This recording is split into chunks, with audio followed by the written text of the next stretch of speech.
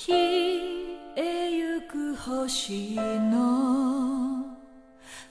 a big fan of Mobile Suit Gundam. I've seen almost every series, and one of the things I find fun about it is other people's opinions. If you're familiar, there's a lot of Gundam anime, and they range wildly in tone, theme, and overall quality. You have the ones people generally agree are good, the ones people generally agree to be bad, but then you have the nebulous middle ground where every person has to figure out how one series' pros and cons weigh against another. A lot of Gundam series have at least one problem with them. I actually think Victory gets a bad rep, but eventually I noticed a trend. Why does everyone seem to dislike MS IGLOO? It's not just that people generally rate it not as highly, but sometimes it just seems to be forgotten entirely. And I find it so weird because I really like MS IGLOO, to the point where I consider it to be the most underrated series of the franchise. So today let's talk about MS IGLOO, why I think it's cool, and why it doesn't deserve the reputation for being below average. To start, what even is MS IGLOO? Well, the original Gundam series from 1997 takes place in the Universal Century during a conflict called the 1 Year War. The basic conflict was started because the space nodes of the Republic of Zeon wanted independence from the Earth governance, and because Zeon invented giant robot mobile suits to fight with, they were winning the war for a long time. The original series follows Amuro Ray and the titular Gundam as they fight for the Earth Federation and win against Zeon, but the scope of what we see of the conflict is actually quite small.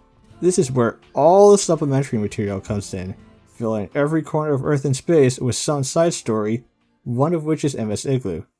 MS IGLOO takes place during the 1 Year War, by which I mean it takes place across the entire 1 Year War.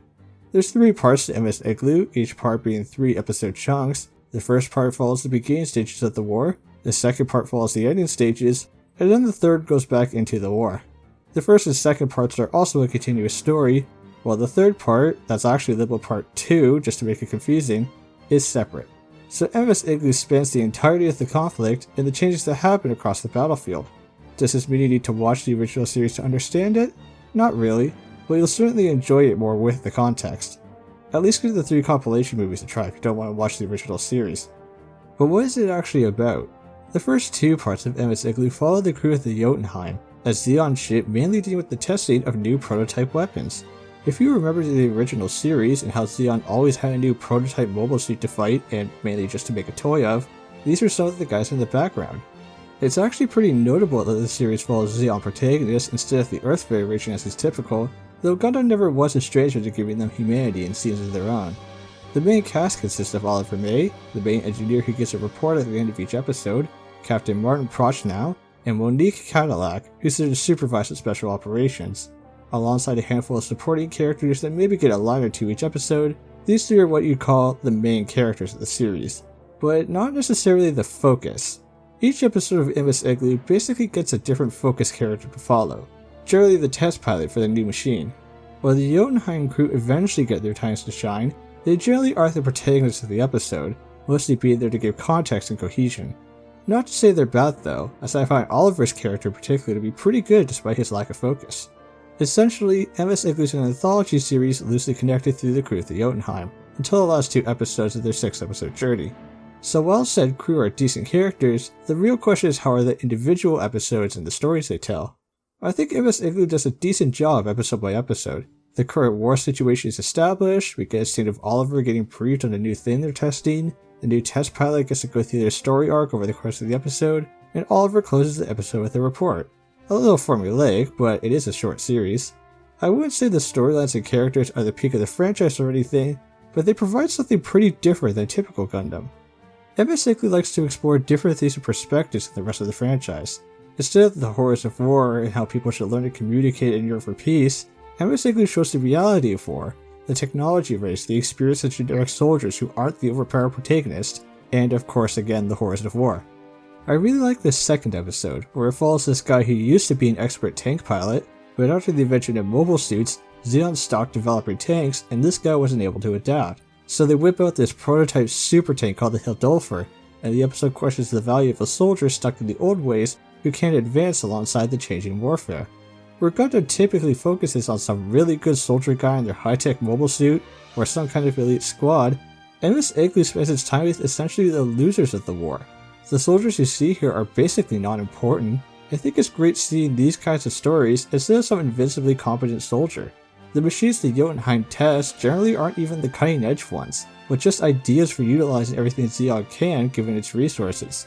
The plot of the 4th episode is that since Zeon lost their Earth base and they have no more use for the aquatic mobile suits in space, they just duct tape them to missile launchers and drop them from orbit to hopefully blow up an Earth Federation vessel. I love MS IGLOO for its world building. You get to see major events that weren't shown before, like the Battle of Loon, to events you have seen before but from a different perspective. You get to see the consequences of Zeon's supply situation explored, to how their attitude changes as the Earth Federation starts winning, to just little throwaway scenes like Zeon broadcasting propaganda. It's more human. All this makes the series much more original and compelling in my opinion. Of course, this all goes for the first 2 parts of MS IGLOO. The 3rd part actually switches it up by giving us 3 standalone stories of Federation forces fighting Zeon on Earth's surface, loosely connected by a ghost or something.